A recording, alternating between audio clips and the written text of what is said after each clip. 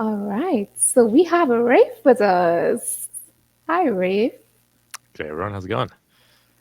I am gonna bring your stuff up because I know you're gonna talk about non-turbine varnish. So I have like all my stuff ready to take all the notes that you're gonna be, all of the nuggets that you're gonna be dropping because I love this topic for sure. All Yeah, right. yeah, Thanks, definitely. Andy, for joining us and for being here and for staying up and joining us for this. I know it's late on your side as well.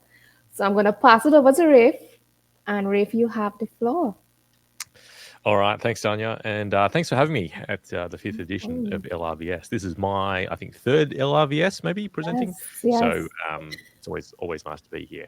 Um, Always. hey, now guys, I've got about 20 minutes to sort of chat, and then we can have 10 minutes of discussions. And so definitely, if you've got questions, throw them in the chat, and Sanya will be able to pick them up for the end.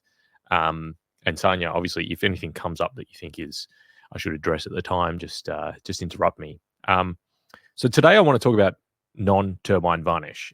If you are in and around Fluidtech's orbit, whether you're a customer of theirs or otherwise, or even if you're a member of the Fluidtech team, you'd be pretty aware of the effect of varnish on turbomachinery, whether that's turbines or compressors. I wanted to focus a little bit today on um, what does varnish look like in non-turbine applications or non-turbo machinery applications, and how much of a problem is it, and is it a growing problem? And I think there's maybe a confluence of factors, which means that you know the varnish issue is going to get worse, not better, for a range of different applications, and that's something that I'm seeing in the field. But there are technology reasons why it will potentially get worse. Now, I just should say from the outset, when we talk about varnish, varnish is kind of a very generalized catch-all term for a range of system deposits. So in the turbo machinery world, we're often thinking about that sort of hard baked on lacquer that you might see in the likes of tilting pad bearings. Most of us have seen plenty of pictures of that kind of thing. But varnish is more of a catch-all term for a range of system deposits, which might include that sort of baked on varnish, a more sludge style kind of deposit. It might even be like agglomerations of contaminants, like soot, for example. You get in engines, as an example, a lot of the gums that form might be emulsified water along with soot, as well as a range of oxidation and nitration byproducts. So, when we say varnish, um, maybe slightly broaden your view of what varnish is. Now, just for a bit of a recap on the technology, right, or the how varnish forms.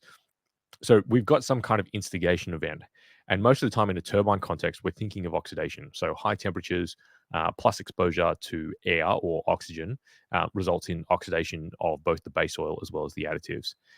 That sort of uh, catalyzes, if you like, a polymerization chain reaction where radicals or free radicals sort of come together and react, um, and you get the formation of longer chain hydrocarbons. Um, those longer chain hydrocarbons are kind of what results in the increase in viscosity that you'd see out of oxidation. After polymerization, you approach the solubility limit. So I always give the analogy of dissolving salt in water. So you can keep dissolving salt in water, and at some point you reach the saturation point of the water, and any additional salt that's put in will just fall out as salt crystals. Now you can alter the solubility of water by raising its temperature, right? So the hotter a system is, the more deposits it will be able to dissolve. But as that system cools down, you'll get what is a precipitation reaction, which is where some of those solids then fall out of solution. Once the solids are out of solution, so they're probably suspended, you get the agglomeration of those particles that come together. And ultimately, when they deposit out, that's when you sort of would label it a deposit or sort of varnish. Now, this is a very kind of like generalized picture of how varnish forms.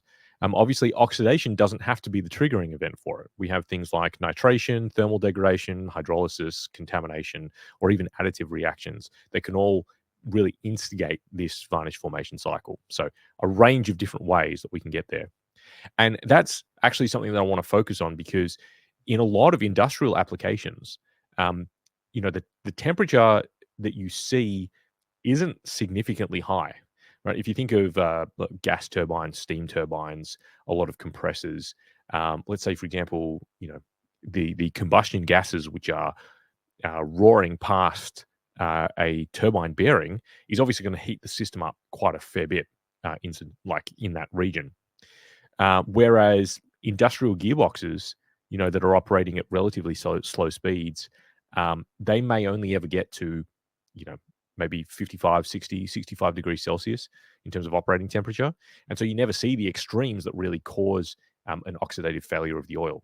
Much more likely in a mining context, for example, or in cement industry, it's going to be something like a contamination event or an additive reaction, which is the real root cause of lubricant failure, in the sense of we need to change the oil. Right. Another way of looking at this is that if you want to get to varnish, sludge, or deposits, there's a couple of pathways, right? You could take the lubricant and you could oxidize it. You get oxidation compounds. The polymerization causes varnish, sludge, and deposits. Similarly, we can do the same thing for sulfur. So I liken this as, the oxidation process is adding oxygen to molecules. Sulfation is basically adding sulfur to molecules. Nitration is adding nitration to molecules, and you get different sorts of compounds. In each of these instances, right, we generally think of oxidation. We don't think of it as being a contamination reaction, right? We think of it as being purely aging of the oil. Whereas something like sulfur and nitrogen requires a source of sulfur and nitrogen, right? So either you're seeing, let's say, for example, with sulfur, often it's coming through fuel. So in an internal combustion engine, maybe the source of sulfur is the diesel. In the case of nitrogen, often, let's say, for example, in compression of ammonia, right? That's how nitrogen's getting into the system. Similarly, if we take fuel as the original product and we get incomplete combustion, we form soot, and over time we get agglomeration of the soot particles, and that's where you get system deposits in an engine. Okay, so that's the kind of the setup or the framework for understanding how varnish forms. So very, very quick conception. Now, just very quickly, I want to also talk about the base oil groups, right? So you'd be probably familiar with these API groups 1 through 5. 4 and 5, 5 is not exclusively synthetic, but a lot of the synthetics are in group 5, all of them except for the PAOs. For the moment, I want to focus on the mineral oils, though, which make up probably 90% of industrial lubricant volume. So groups 1 through 3 are the ones that are crude oil defined, refined mineral oils.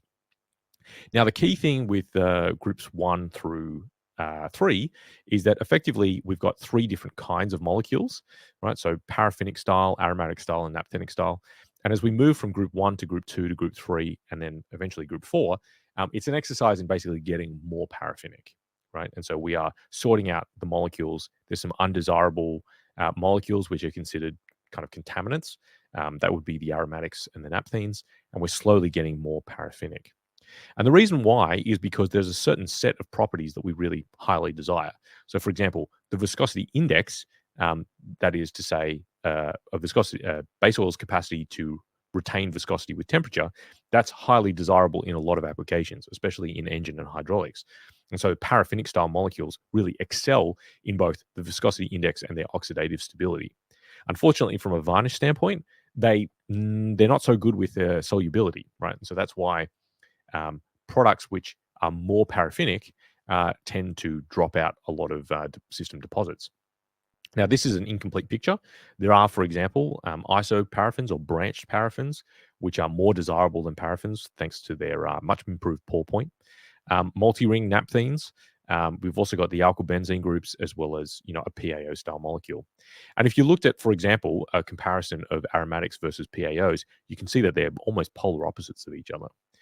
As we go into the naphthenes and sort of the multi-ring naphthenes, these are the materials that we're removing from a group 1 as we more heavily refine something and get to a group 2 or a group 3, where the group 2s and 3s are, for the most part, isoparaffins and paraffins. So really, as we move from group 1 to 2 to 3, it's an exercise of shifting a little bit more from the blue box to the red box. And you can see the effect that has, right? So we're reducing the amount of solubility that we have in your formulation, but we're increasing the oxidation stability. And that's always the kind of the trade-off. Now, that is a migration that we're seeing in real time. Fewer and fewer formulations are being made with group 1, and more of them are being made with group 2 and group 3 for a variety of different factors. Now, when taken to its extreme, if I compared for example, the way that a Group 1 oil tends to oxidize versus a Group 4, right, which is, a full synthetic, or purely branched paraffin type oil, what you'll see is that the oxidation rate of a Group 1 is usually higher. A Group 4 stays a lot more stable over time. And Group 4s, we generally say that they're very responsive to antioxidants. All right, so antioxidants perform extremely well in a Group 4, but once they're consumed, you tend to see a rapid acceleration of the oxidation. So there's a kind of like an inflection point. Now, from a use standpoint, what we really care about is we're staying under some objective limit, right? Maybe it's the OEM has set some kind of oxidation parameter, and the Group 4s, and by extension, the Group 2s and 3s, are able to stay under that limit for a considerably longer time than the Group 1s are. But the trade off is that solubility. So, going back to our varnish formation cycle, as we move from Group 1 to 2 to 3, what we're really doing is we are minimizing the oxidation problem because we get more oxidation stability. But unfortunately, the trade-off is that we increase the size of the solubility problem, right? So we've made that trade-off. Now, in the case of, for example, turbine oils, we like that trade-off because we need the oxidation stability at high temperatures. And unfortunately, system deposits are, part of managing the oil system. That's almost a direct result of we want oxidation stability, but we're going to pay for it with solubility. And therefore, one of the approaches to solving turbine varnish is to kind of deal with the solubility problem through things like solubility enhancers. So, Fluidtex Decon product would be a good example of that. The problem is in non-turbine varnish applications, you don't have an oxidation problem, right? So as I explained, in a lot of hydraulics, industrial hydraulic systems, general manufacturing presses, a lot of gearboxes, you don't have system temperature which is high enough to see an oxidation problem. And so if your problem is either contamination or additive reactions, by moving from a Group 1 formulation up to a 2 or a 3, you're not getting the benefits of oxidative stability, but you are seeing the downsides of the solubility issue. And so that's kind of the trade-off there, right? Unfortunately, you're only making the varnish and system deposit problem worse and no better. Now, why is that the case? Why is it that we are having to move our formulations? So now this is getting a little bit into kind of formulation science. This here is the base stock slate for ExxonMobil's what we call EHC range. So this is a set of Group 2 lubricants or base oils that are sold. Now, the base oil market tends to trade at a viscosity of 100 degrees Celsius. So using that and the published viscosity indices of these products, I've calculated out a rough viscosity index, of viscosity at 40 degrees Celsius. And you can see that the heaviest product that they sell, which is the EHC 110, caps out at just under an ISO 100. So what does that mean? If we looked at the different products that we need to manufacture, going from very light through to very heavy, we can see that we are going to be a little bit limited, right? So in general terms, you could say that the Group 2s kind of cap out, if they cap out at roughly just under an ISO 100, as we start to approach some of the heavier hydraulic oils, for example, like an ISO 100 or 150, we're a little bit limited in using Group 2 and Group 3 style formulations, whereas Group 1 is capable of going all the way through the viscosity range. So why is it the Group 1s are able to do that? So again, if I added in the Group 1 products from ExxonMobil base stocks, their core 600 and 2500 range are heavier. So you can see that, for example, the viscosity at 40 of the core 2500 is 490. So to make an ISO 460 gear oil would be possible to do with that base stock slate. So, hang on, I've mislabeled these. So the EHC products are the Group 2 base oils, and the core products are the Group 1 base oils, right? So, like I said, we're a little bit restricted here. And one of the major problems is that we are seeing the retreat of Group 1 base oils from the market. Now, this is market forces at play, right? So there are a range of very old Group 1 refineries, particularly in Europe, which are simply not competitive anymore from a pricing standpoint. What we've seen is they're often linked to diesel production. And as some fuel production has been leaving Europe, it leaves the sort of like the base oil part of the refining plant stranded. And so a lot of Group 1 refineries have been closing down. As a result, when you look at this map, the Group 1s are steadily disappearing, and it's getting more and more challenging to make things like heavier hydraulic oils as well as industrial gear oils.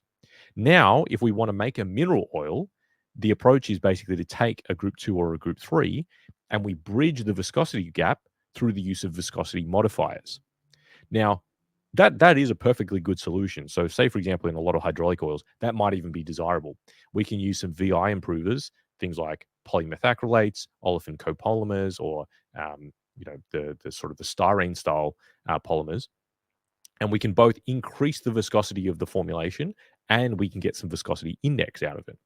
The downside to that, from a varnish and system deposit standpoint, is that when viscosity modifiers break down, they themselves form system deposits, and so we are kind of even further contributing to the system deposit problem, right? So, although we are addressing the viscosity limitations, we are increasing the size of the deposit problem.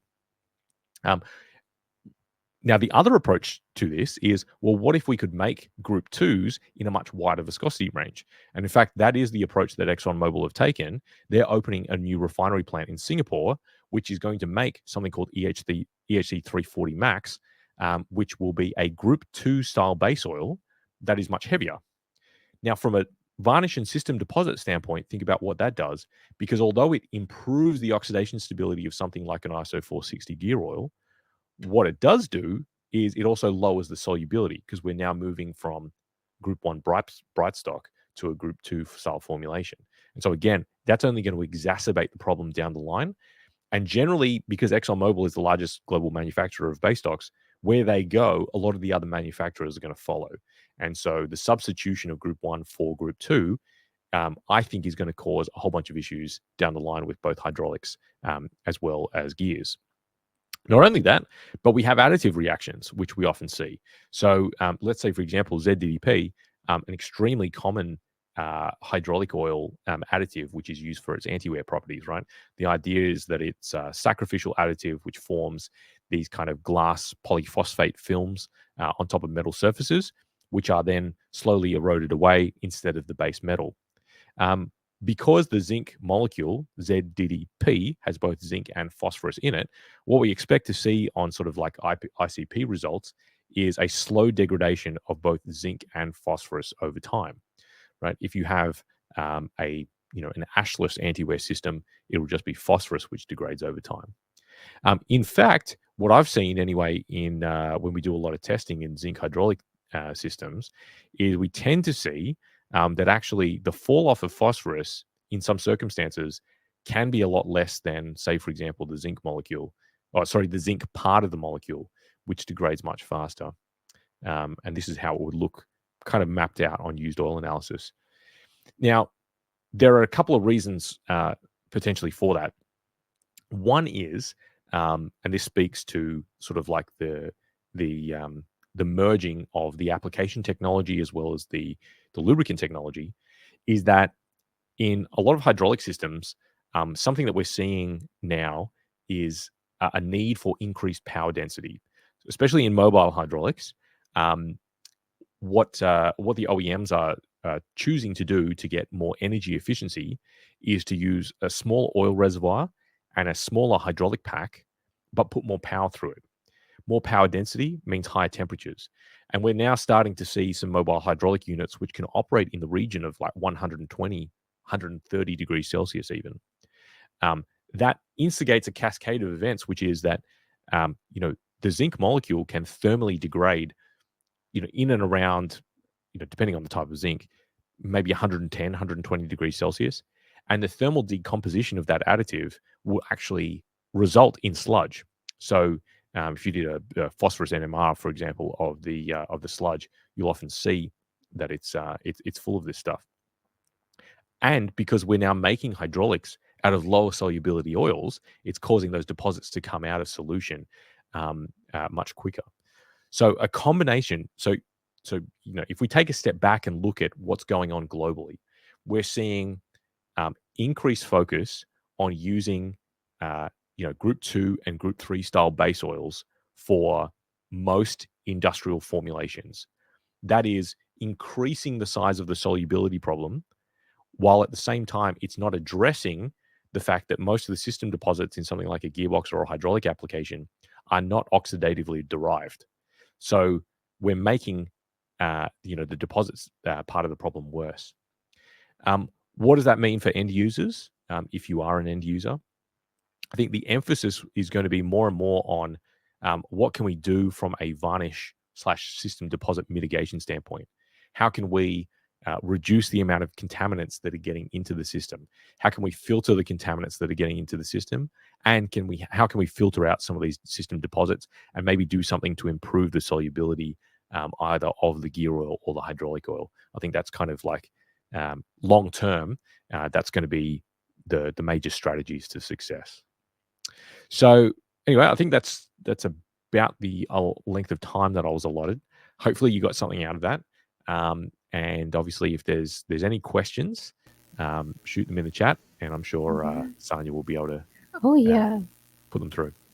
Definitely, Rafe. That was very interesting. I did take some notes, of course. I love the fact that you started off with oxidation. Oh, why not?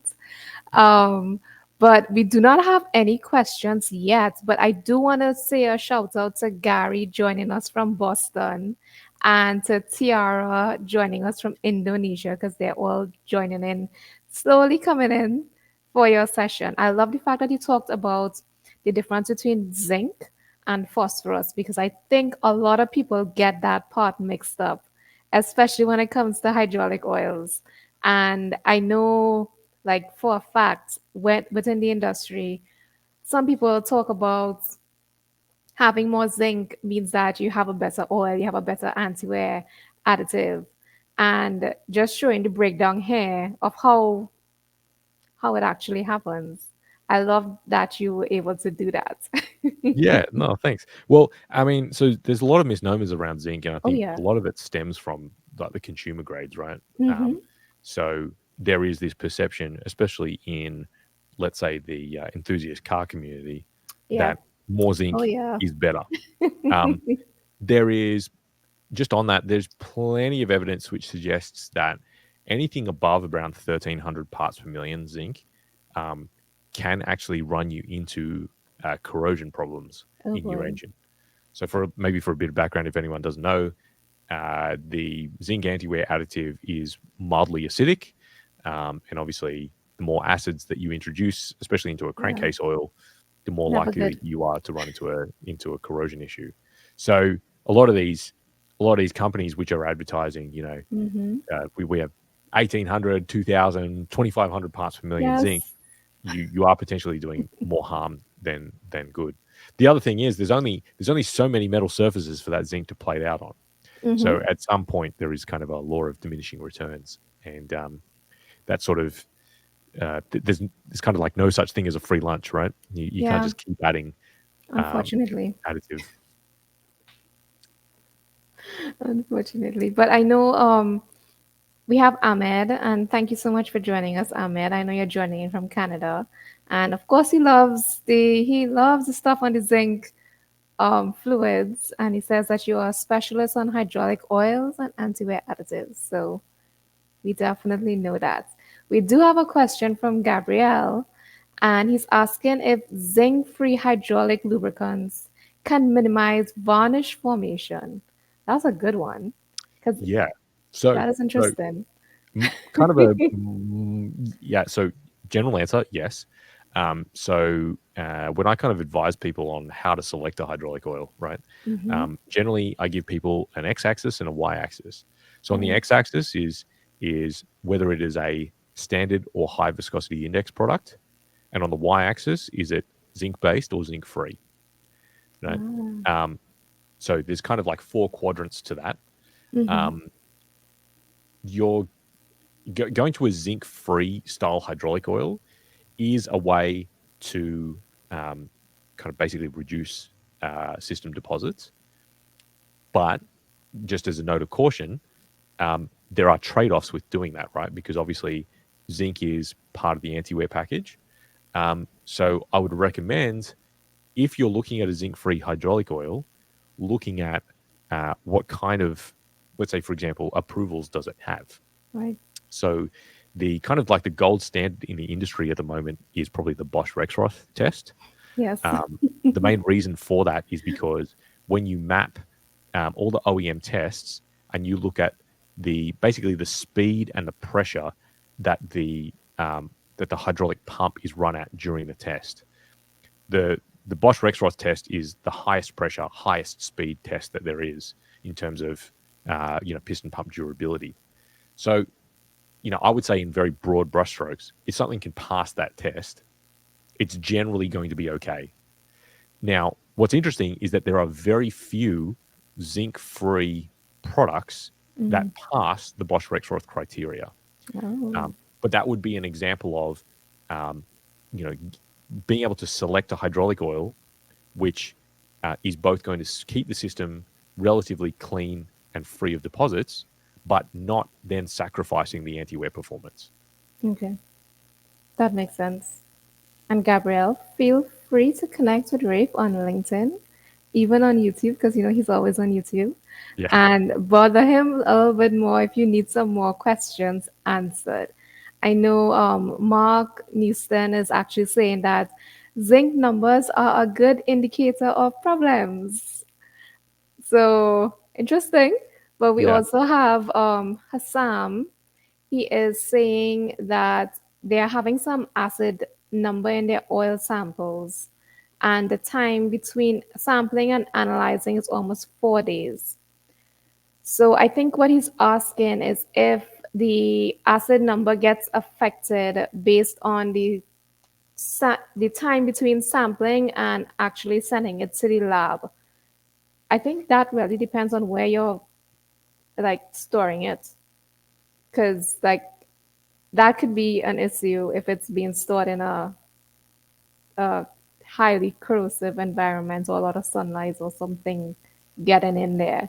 So yeah, we need a little more information on that one. yeah, yeah. Potentially, the only other thing would be like water contamination in a sample, right? So hydrolysis is definitely something that drives the acid number up. Mm-hmm. So if, for example, you took a sample and you're somehow getting water into it, maybe there's a hydrolysis reaction going on between your sampling and when the sample gets to the lab. But for the most part, if you see a high acid number in your sample, it's probably indicative of high acid number in the application. May not be that 4 days. But we Yeah. also have another question. Harris is actually asking if we see varnish in legacy gas and steam turbines with the new oils, and that way he wants to kind of factor out the point that new machines are producing more power for a given size and have less clearances than in the hydraulic systems and the smaller oil reservoirs, which can contribute to varnish. You are onto something there, Harris. Yeah. Definitely. Yeah. Yeah. So it's a combination of things, right? So Yes. so with turbines, for example, and obviously Sanya is very, very familiar with this. Oh boy. It's a combination of the OEMs building smaller oil reservoirs, so you have less oxidative reserve. Mm-hmm.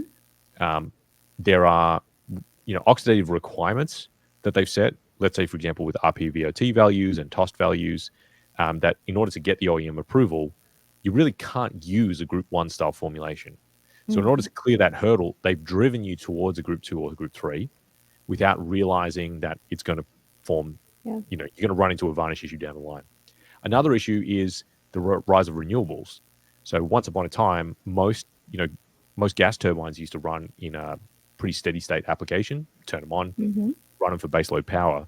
These days, a lot of gas turbines are running a peaking capacity, Yeah. which means that we are heating up and then cooling down the oil system cyclically, potentially 2 or 3 times a day. And that all kind of stresses the oil system. Now, to take it into the non-turbine arena, you know, we that is kind of like the natural playing ground of, let's say, for example, a lot of hydraulic systems, right? So a lot of mobile hydraulics, for example, they won't run all day at a very Yeah. high temperature. They'll typically run, and maybe it's shift work. So they do 8 hours of running, then the system cools down, guy from night Mm-hmm. shift comes on. We do another Right. 8 hours and we cool the system down. So in many respects, a lot of the non-turbine applications are sort of built to create system deposits, and we're only making the problem worse. Oh, yeah, definitely. Thank you so much, Rafe. I know we are out of time and we're going to start the other session in the next 3 minutes. I am actually presenting in the other session because our solar turbine guys may not be able to make it today. So just hang on with us for 3 minutes. We're going to be here and getting some good stuff in a little bit. Rafe, thank you so much. Always a pleasure. I will see you again